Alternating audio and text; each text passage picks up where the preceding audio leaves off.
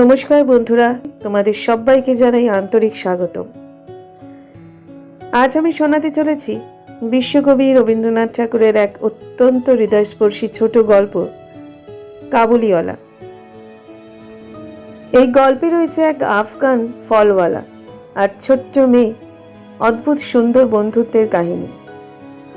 ভাষা আলাদা, দেশ আলাদা, তবু হৃদয়ের টান যে কত গভীর হতে পারে সেটাই এই গল্পে ফুটে উঠেছে। চলো তাহলে শুরু করা যাক আজকের গল্প, কাবুলিওয়ালা।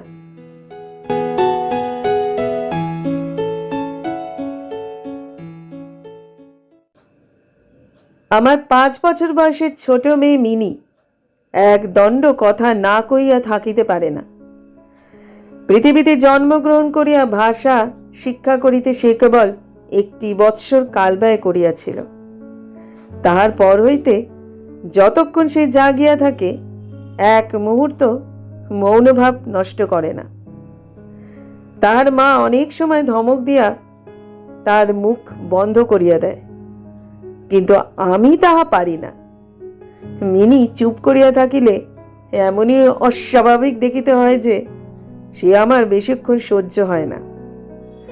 এই জন্য আমার সঙ্গে তাহার কথোপকথনটা কিছু উৎসাহের সহিত চলে।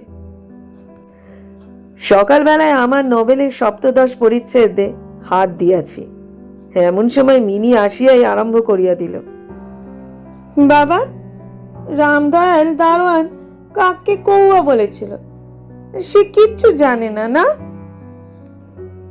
আমি পৃথিবীতে ভাষার বিভিন্নতা সম্বন্ধে তাহাকে জ্ঞান দান করিতে প্রবৃত্ত হইবার পূর্বে সে দ্বিতীয় প্রসঙ্গে উপনীত হইল।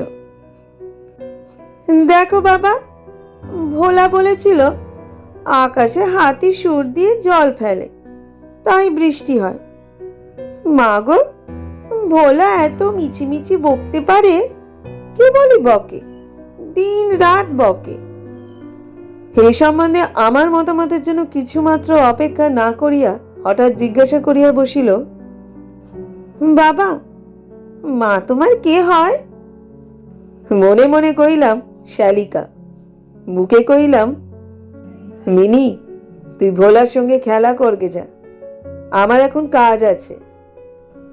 সে তখন আমার লিখিবার টেবিলের পাশে আমার পায়ের কাছে বসিয়া নিজের 2 হাঁটু এবং হাত লইয়া অতি দ্রুত উচ্চারণে আগজুম বাগজুম খেলিতে আরম্ভ করিয়া দিল। আমার সপ্তদশ পরিচ্ছেদে প্রতাপ সিংহ তখন কাঞ্চনমালাকে লইয়া অন্ধকার রাত্রে কারাগারের উচ্চ বাতায়ন হইতে নিম্নবর্তী নদীর জলে ঝাঁপ দিয়া পড়িতেছে। আমার ঘর পথের ধারে।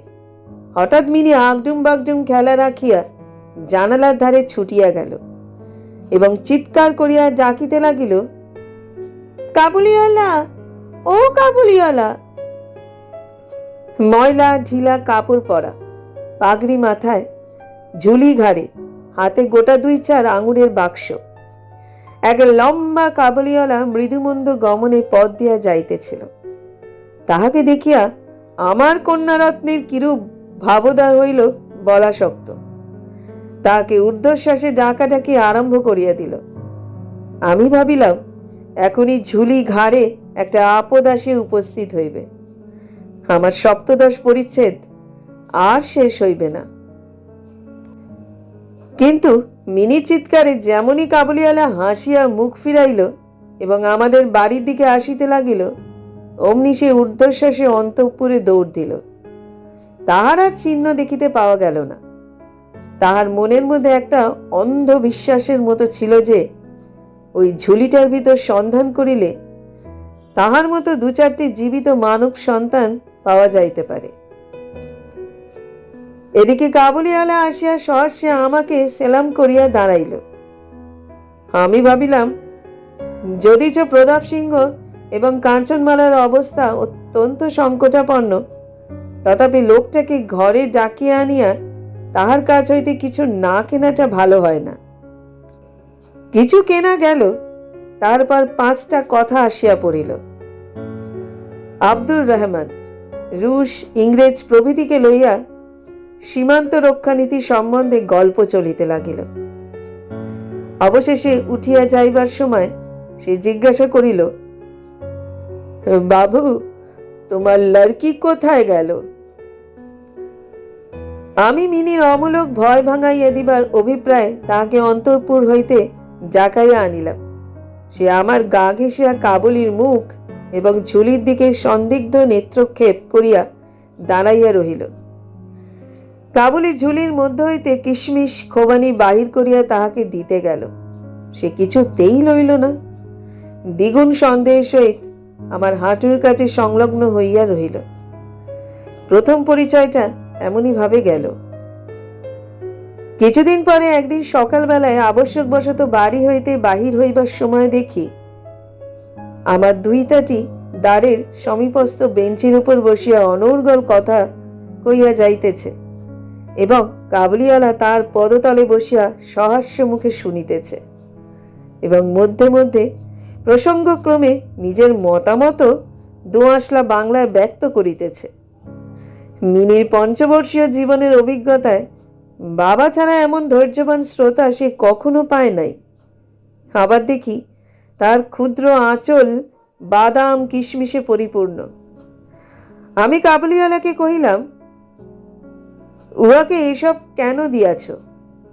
অমন আর দিও না বলিয়া পকেট হইতে একটা আধুলি লইয়া তাহাকে দিলাম। সে অসংকোচে আধুলি গ্রহণ করিয়া ঝুলিতে পুরিল। বাড়িতে ফিরিয়া আসিয়া দেখি সেই আধুলিটি লইয়া 16 আনা গোলযোগ বাঁধিয়া গেছে। মিনির মা একটা শ্বেত চকচকে গোলাকার পদার্থ লইয়া ভর্ৎসনার স্বরে মিনিকে জিজ্ঞাসা করিতেছেন, তুই এই আধুলি কোথায় পেলি? মিনি বলিতেছে, কাবুলিওয়ালা দিয়েছে। তাহার মা বলিতেছেন, কাবুলিওয়ালার কাছ হইতে আধুলি তুই কেন নিতে গেলি? মিনি ক্রন্দনের উপক্রম করিয়া কহিল, আমি চাইনি, সে আপনি দিলে। আমি আসিয়া মিনিকে তার আসন্ন বিপদ হইতে উদ্ধার করিয়া বাহিরে লইয়া গেলাম। সংবাদ পাইলাম কাবুলিওয়ালার সহিত মিনির এই যে দ্বিতীয় সাক্ষাৎ তাহা নহে। ইতিমধ্যে সে প্রায় প্রত্যহ আসিয়া পেস্তা বাদাম ঘুষ দিয়া মিনির ক্ষুদ্র লুব্ধ হৃদয়টুকু অনেকটা অধিকার করিয়া লইয়াছে। দেখিলাম এই দুটি বন্ধুর মধ্যে গুটি কতক বাঁধা কথা এবং ঠাট্টা প্রচলিত আছে। যথা, রহমতকে দেখিবা মাত্র আমার কন্যা হাসিতে হাসিতে জিজ্ঞাসা করিত, কাবুলিওয়ালা, ও কাবুলিওয়ালা, তোমার ও ঝুলির ভিতর কি? রহমত একটা অনাবশ্যক চন্দ্রবিন্দু যোগ করিয়া হাসিতে হাসিতে উত্তর করিত, হাতি। অর্থাৎ তাহার ঝুলির ভিতরে যে একটা হস্তি আছে এইটাই তাহার পরিহাসের সূক্ষ্ম মর্ম। খুব যে বেশি সূক্ষ্ম তাহা বলা যায় না, তথাপি এই পরিহাসে উভয়ই বেশ একটু কৌতুক অনুভব করিত এবং শরৎকালের প্রভাতে একটি বয়স্ক এবং একটি অপ্রাপ্তবয়স্ক শিশুর সরল হাস্য দেখিয়া আমারও বেশ লাগিত। উহাদের মধ্যে আরও একটা কথা প্রচলিত ছিল। রহমত মিনিকে বলিত, খোকি, তুমি শ্বশুর বাড়ি কখনো যাবে না? বাঙালি ঘরের মেয়ে আজন্মকাল শ্বশুর বাড়ি শব্দটার সহিত পরিচিত, কিন্তু আমরা কিছু একেলে ধরনের লোক হওয়াতে শিশু মেয়েকে শ্বশুর বাড়ি সম্বন্ধে সজ্ঞান করিয়া তোলা হয় নাই। এই জন্য রহমতের অনুবোধটা সে পরিষ্কার বুঝিতে পারিত না। অথচ কথাটার একটা কোনো জবাব না দিয়া চুপ করিয়া থাকা নিতান্ত তাহার স্বভাব বিরুদ্ধ। সে উল্টিয়া জিজ্ঞাসা করিত, তুমি শ্বশুর বাড়ি যাবে? রহমত কাল্পনিক শ্বশুরের প্রতি প্রকাণ্ড মোটা মুষ্টি আস্ফলন করিয়া বলিত, আমি শ্বশুরকে মারবে। শুনিয়া মিনি শ্বশুর নামক কোনো এক অপরিচিত জীবের দুরবস্থা কল্পনা করিয়া অত্যন্ত হাসিত। এখন শুভ্র শরৎকাল। প্রাচীনকালে এই সময় রাজারা দিগ্বিজয় বাহির হইতেন। আমি কলিকাতা ছাড়িয়া কখনো কোথাও যাই নাই, কিন্তু সেই জন্যই আমার মনটা পৃথিবীময় ঘুরিয়া বেড়ায়। আমি যেন আমার ঘরের কোণে চিরপ্রবাসী। বাইরের পৃথিবীর জন্য আমার সর্বদা মন কেমন করে। একটা বিদেশের নাম শুনিলেই অমনি আমার চিত্ত ছুটিয়া যায়। তেমনি বিদেশি লোক দেখিলেই অমনি নদী, পর্বত, অরণ্যের মধ্যে একটা কুটিরের দৃশ্য মনে উদয় হয় এবং একটা উল্লাসপূর্ণ স্বাধীন জীবনযাত্রার কথা কল্পনায় জাগিয়া ওঠে। এদিকে আবার আমি এমনই উদ্ভিজ্জ প্রকৃতি যে আমার কোনটুকু ছাড়িয়া একবার বাহির হইতে গেলে মাথায় বজ্রাঘাত হয়। এই জন্য সকালবেলায় আমার ছোট্ট ঘরে টেবিলের সামনে বসিয়া এই কাবুলির সঙ্গে গল্প করিয়া আমার অনেকটা ভ্রমণের কাজ হইত। দুই ধারে বন্ধুর দুর্গম দগ্ধ রক্তবর্ণ উচ্চ গিরিশ্রেণী, মধ্যে সংকীর্ণ মরুপথ, বোঝাই করা উষ্ঠের শ্রেণী চলিয়াছে। পাগড়ি পরা বণিক ও পথিকেরা কেহ বা উটের পরে, কেহ বা পদব্রজে, কাহারো হাতে বর্ষা, কাহারো হাতে সেকেলে চকমকি ঠোকা বন্দুক। কাবুলি মেঘমন্দ্র স্বরে ভাঙা বাংলায় স্বদেশের গল্প করিত, আর এই ছবি আমার চোখের সম্মুখ দিয়া চলিয়া যাইত। মিনির মা অত্যন্ত শঙ্কিত স্বভাবের লোক। রাস্তায় একটা শব্দ শুনিলেই তাহার মনে হয় পৃথিবীর সমস্ত মাতাল আমাদের বডিটাই বিশেষ লক্ষ্য করিয়া ছুটিয়া আসিতেছে। এই পৃথিবীটা যে সর্বত্রই চোর, ডাকাত, মাতাল, সাপ, বাঘ, ম্যালেরিয়া, শুঁয়োপোকা, আরশোলা এবং গোড়ার দ্বারা পরিপূর্ণ, এতদিন পৃথিবীতে বাস করিয়াও সেই বিভীষিকা তাহার মন হইতে দূর হইয়া যায় নাই। রহমত কাবুলিওয়ালা সম্বন্ধে তিনি সম্পূর্ণ নিঃসংশয় ছিলেন না। তার প্রতি বিশেষ দৃষ্টি রাখিবার জন্য তিনি আমাকে বারবার অনুরোধ করিয়াছিলেন। আমি তাহার সন্দেহ হাসিয়া উড়াইয়া দিবার চেষ্টা করিলে তিনি পর্যায়ক্রমে আমাকে গুটিকতক প্রশ্ন করিলেন। কখনো কি কাহারও ছেলে চুরি যায় না? কাবুল দেশে কি দাস ব্যবসা প্রচলিত নাই? একজন প্রকাণ্ড কাবুলির পক্ষে একটি ছোট ছেলে চুরি করিয়া লইয়া যাওয়া একেবারেই কি অসম্ভব? আমাকে মানিতে হইল ব্যাপারটা যে অসম্ভব তাহা নহে, কিন্তু অবিশ্বাস্য। বিশ্বাস করিবার শক্তি সকলের সমান নহে। এই জন্য আমার স্ত্রীর মনে ভয় রহিয়া গেল। কিন্তু তাই বলিয়া বিনা দোষে রহমতকে আমাদের বাড়িতে আসিতে নিষেধ করিতে পারিলাম না। প্রতি বৎসর মাঘ মাসের মাঝামাঝি রহমত দেশে চলিয়া যায়। এই সময়টা সমস্ত পাওনার টাকা আদায় করিবার জন্য সে বড় ব্যস্ত থাকে। বাড়ি বাড়ি ফিরিতে হয়, কিন্তু তবু একবার মিনিকে দর্শন দিয়া যায়। দেখিলে বাস্তবিক মনে হয় উভয়ের মধ্যে যেন একটা ষড়যন্ত্র চলিতেছে। সকালে যেদিন আসিতে পারে না, সেদিন দেখি সন্ধ্যার সময় আসিয়াছে। অন্ধকারে ঘরের কোণে সেই ঢিলায় ঢালা জামা পায়জামা পরা, সেই ঝোলাঝুলিওয়ালা লম্বা লোকটাকে দেখিলে বাস্তবিক হঠাৎ মনের ভিতরে একটা আশঙ্কা উপস্থিত হয়। কিন্তু যখন দেখি মিনি কাবুলিওয়ালা, ও কাবুলিওয়ালা করিয়া হাসিতে হাসিতে ছুটিয়া আসে এবং দুই অসমবয়সী বন্ধুর মধ্যে পুরাতন সরল পরিহাস চলিতে থাকে, তখন সমস্ত হৃদয় প্রসন্ন হইয়া ওঠে। একদিন সকালে আমার ছোট্ট ঘরে বসিয়া প্রুফশিট সংশোধন করিতেছি। বিদায় লইবার পূর্বে আজ দিন 2-3 হইতে শীতটা খুব কনকনে হইয়া উঠিয়াছে। চারিদিকে একেবারে হিহিকার পড়িয়া গেছে। জানালা ভেদ করিয়া সকালের রৌদ্রটি টেবিলের নিচে আমার পায়ের উপর আসিয়া পড়িয়াছে। সেই উত্তাপটুকু বেশ মধুর বোধ হইতেছে। বেলা বোধ করি 8টা হইবে। মাথায় গলাবন্ধ জড়ানো উষাচরগণ প্রাতঃভ্রমণ সমাধা করিয়া প্রায় সকলে ঘরে ফিরিয়া আসিয়াছে। এমন সময় রাস্তায় ভারী একটা গোল শোনা গেল। চাহিয়া দেখি আমাদের রহমতকে দুই পাহারাওয়ালা বাঁধিয়া লইয়া আসিতেছে তাহার পশ্চাতে কৌতূহলী ছেলের দল চলিয়াছে। রহমতের গাত্রবস্ত্রে রক্তচিহ্ন এবং একজন পাহাড়ওয়ালার হাতে রক্তাক্ত ছোড়া। আমি দ্বারের বাহিরে গিয়া পাহাড়ওয়ালাকে দাঁড় করাইলাম। জিজ্ঞাসা করিলাম, ব্যাপারটা কি? কিয়দংশ তাহার কাছে, কিয়দংশ রহমতের কাছে শুনিয়া জানিলাম যে আমাদের প্রতিবেশী একজন লোক রামপুরী চাদরের জন্য রহমতের কাছে কিঞ্চিত ধারিত। মিথ্যাপূর্বক সেই দেনা সে অস্বীকার করে এবং তাহাই লইয়া বচসা করিতে করিতে রহমত তাহাকে এক ছুরি বসাইয়া দিয়াছে। রহমত সেই মিথ্যাবাদীর উদ্দেশ্যে নানারূপ অশ্রাব্য গালি দিতেছে।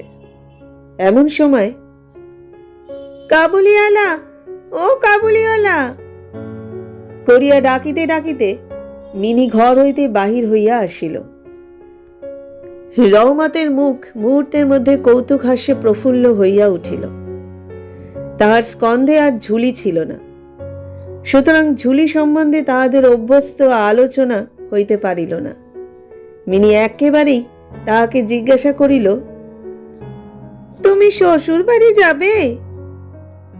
রহমত হাসিয়া কহিল, সেখানেই যাচ্ছে। দেখিল উত্তরটা মিনির হাস্যজনক হইল না। তখন হাত দেখাইয়া বলিল, শ্বশুরাকে মারিতাম, কিন্তু কি করিব, হাত বাঁধা। সাংঘাতিক আঘাত করা অপরাধে কয়েক বৎসর রহমতের কারাদণ্ড হইল। তাহার কথা এক প্রকার ভুলিয়া গেলাম। আমরা যখন ঘরে বসিয়া চিরাভ্যস্ত মতো নিত্য কাজের মধ্যে দিনের পর দিন কাটাইতাম, তখন একজন স্বাধীন পর্বতচারী পুরুষ কারা প্রাচীরের মধ্যে যে কেমন করিয়া বর্ষ যাপন করিতেছে তাহা আমাদের মনেও উদয় হইত না। আর চঞ্চল হৃদয় মিনির আচরণ যে অত্যন্ত লজ্জাজনক তাহা তাহার বাপকেও স্বীকার করিতে হয়। সে স্বচ্ছন্দে তাহার পুরাতন বন্ধুকে বিস্তৃত হইয়া প্রথমে নবী সহিসের সহিত সখ্য স্থাপন করিল। পরে ক্রমে যত তাহার বয়স বাড়িয়া উঠিতে লাগিল, ততই সখার পরিবর্তে একটি একটি করিয়া সখী জুটিতে লাগিল। এমনকি এখন তাহার বাবার লিখিবার ঘরেও তাহাকে আর দেখিতে পাওয়া যায় না। আমি তো তাহার সহিত এক প্রকার আড়ি করিয়াছি। কত বৎসর কাটিয়া গেল, আরেকটি শরৎকাল আসিয়াছে। আমার মিনির বিবাহের সম্বন্ধ স্থির হইয়াছে। পূজার ছুটির মধ্যে তাহার বিবাহ হইবে। কৈলাসবাসিনীর সঙ্গে সঙ্গে আমার ঘরের আনন্দময়ী পিতৃভবন অন্ধকার করিয়া পতিগৃহে যাত্রা করিবে। প্রভাতটি অতি সুন্দর হইয়া উদয় হইয়াছে। বর্ষার পরে এই শরতের নূতন ধৌত রৌদ্র যেন সোহাগায় গলানো নির্মল সোনার মতো রং ধরিয়াছে। এমনকি কলিকাতার গলির ভিতরকার ইষ্টক জর্জর অপরিচ্ছন্ন ঘেঁষাঘেঁষি বাড়িগুলোর উপরেও এই রৌদ্রের আভা একটি অপরূপ লাবণ্য বিস্তার করিয়াছে। আমার ঘরে আজ রাত্রি শেষ হইতে না হইতে সানাই বাজিতেছে। সে বাঁশি যেন আমার বুকের পঞ্জরে হাড়ের মধ্য হইতে কাঁদিয়া কাঁদিয়া বাজিয়া উঠিতেছে। করুণ ভৈরবী রাগিনীতে আমার আসন্ন বিচ্ছেদ ব্যথাকে শরতের রৌদ্রের সহিত সমস্ত বিশ্ব জগৎময় ব্যাপ্ত করিয়া দিতেছে। আজ আমার মিনির বিবাহ। সকাল হইতে ভারী গোলমাল, লোকজনের আনা গোনা, উঠানে বাঁশ বাঁধিয়া পাল খাটানো হইতেছে। আমি আমার লিখিবার ঘরে বসিয়া হিসাব দেখিতেছি। এমন সময় রহমত আসিয়া সেলাম করিয়া দাঁড়াইল। আমি প্রথমে তাহাকে চিনিতে পারিলাম না। তাহার সে ঝুলি নাই, তাহার সে লম্বা চুল নাই, তাহার শরীরে পূর্বের মতো সে তেজ নাই। অবশেষে তাহার হাসি দেখিয়া তাহাকে চিনিলাম।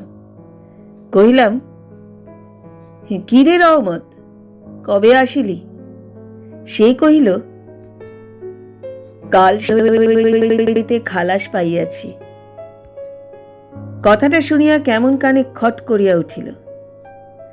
কোনো খুনিকে কখনো প্রত্যক্ষ দেখি নাই, ইয়াকে দেখিয়া সমস্ত অন্তঃকরণ যেন সংকুচিত হইয়া গেল। আমার ইচ্ছা করিতে লাগিল, আজিকার এই শুভ দিনে এই লোকটা এখান হইতে গেলেই ভালো হয়। আমি তাহাকে কহিলাম, আজ আমাদের বাড়িতে একটা কাজ আছে, আমি কিছু ব্যস্ত আছি, তুমি আজ যাও। কথাটা শুনিয়া সে তৎক্ষণাৎ চলিয়া যাইতে উদ্যত হইল। অবশেষে দরজার কাছে গিয়া একটু ইতস্তত করিয়া কহিল, খোকিকে একবার দেখিতে পাইব না? তাহার মনে বুঝি বিশ্বাস ছিল মিনি সেইভাবেই আছে। সে যেন মনে করিয়াছিল মিনি আবার সেই পূর্বের মতো কাবুলিওয়ালা, ও কাবুলিওয়ালা করিয়া ছুটিয়া আসিবে। তাহাদের সেই অত্যন্ত কৌতুকাবহ পুরাতন হাস্যালাপের কোনো রূপ ব্যত্যয় হইবে না।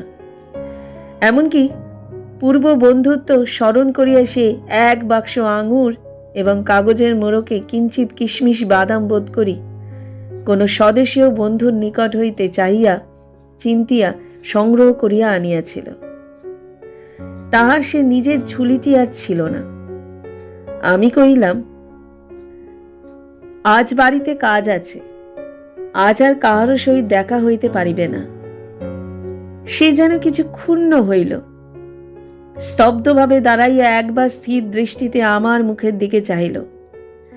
তারপরে বাবু সালাম বলিয়া দ্বারের বাহির হইয়া গেল।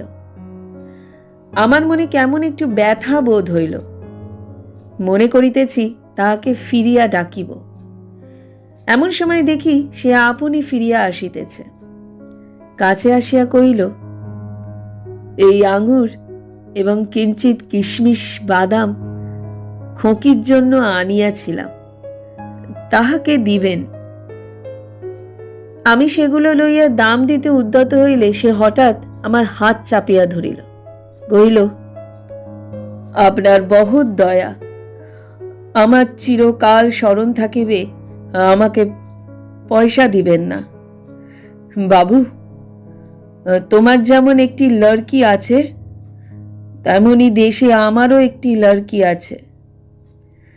আমি তাহারই মুখখানি স্মরণ করিয়া তোমার খোকির জন্য কিছু কিছু মেওয়া হাতে লইয়া আসি। আমি তো সওদা করিতে আসি না। এই বলিয়া সে আপনার মস্ত ঢিলা জামাটার ভিতর হাত চালাইয়া দিয়া বুকের কাছে হইতে এক টুকরো ময়লা কাগজ বাহির করিল। বহু সযত্নে ভাঁজ খুলিয়া দুই হস্তে আমার টেবিলের ওপর মেলিয়া ধরিল।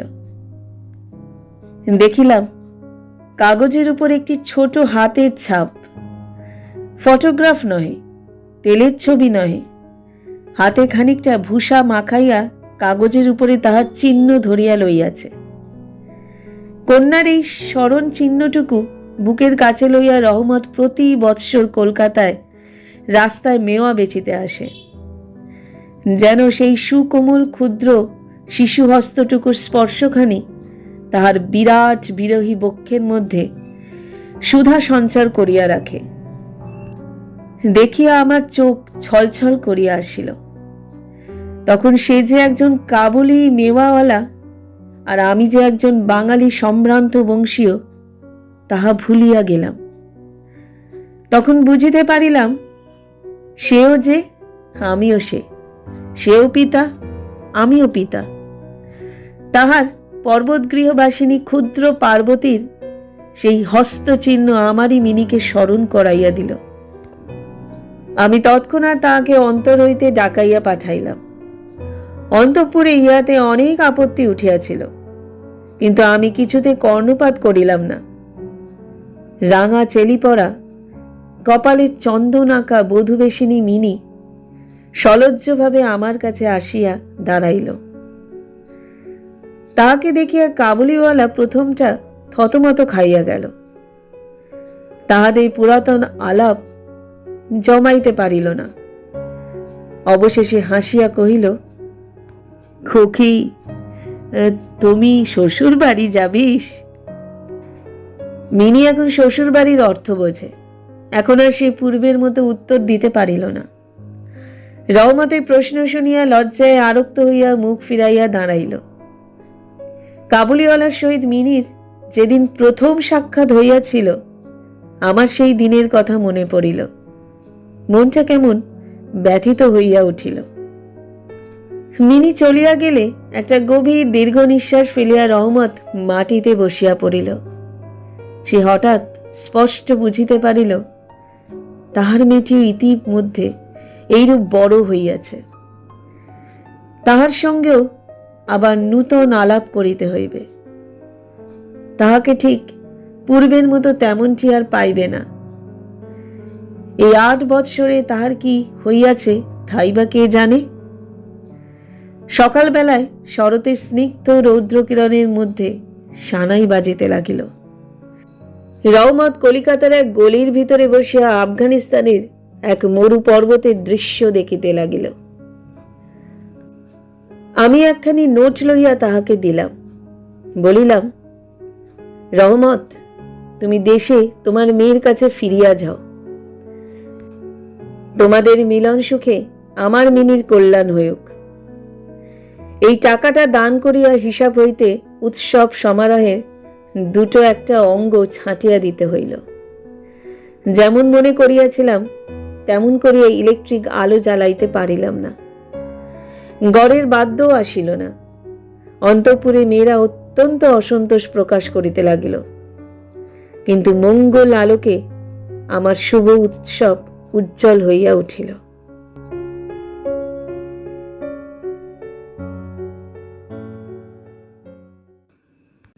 বন্ধুরা, এই ছিল রবীন্দ্রনাথ ঠাকুরের অমর সৃষ্টি কাবুলিওয়ালা।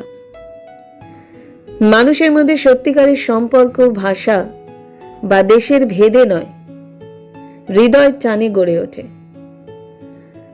একজন বাবার মেয়ের প্রতি ভালোবাসা পৃথিবীর সব জায়গায় একই রকম। গল্পটি যদি তোমাদের ভালো লেগে থাকে তাহলে অবশ্যই লাইক করো, শেয়ার করো এবং তনুর গল্প সম্ভার চ্যানেলটি সাবস্ক্রাইব করে পাশে থেকো।